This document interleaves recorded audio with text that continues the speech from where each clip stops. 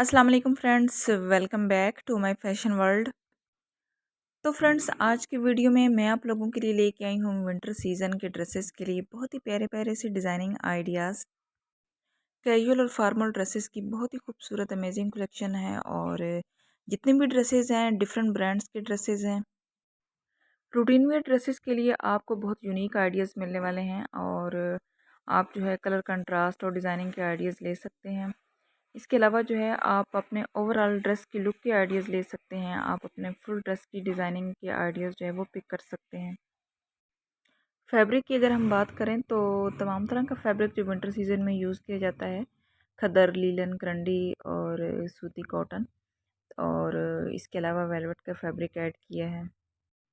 इसके अलावा खद्दर और लीलन के जो प्रिंट्स इस तरह के होते हैं कि इनके ऊपर बहुत ज़्यादा डिज़ाइनिंग की ज़रूरत नहीं होती क्योंकि इनका ऑलरेडी नेकलाइन और चौक, दामन और स्लीव्स जो हैं वो ऑलरेडी प्रिंट्स होते हैं, तो बहुत ज़्यादा आपको डिज़ाइनिंग करने की ज़रूरत नहीं पड़ती।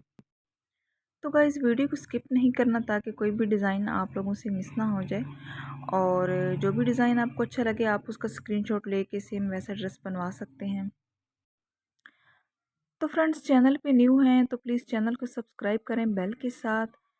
तो मिलते हैं नेक्स्ट वीडियो में, तब तक के लिए अपना बहुत सारा ख्याल रखिएगा। अल्लाह हाफिज़।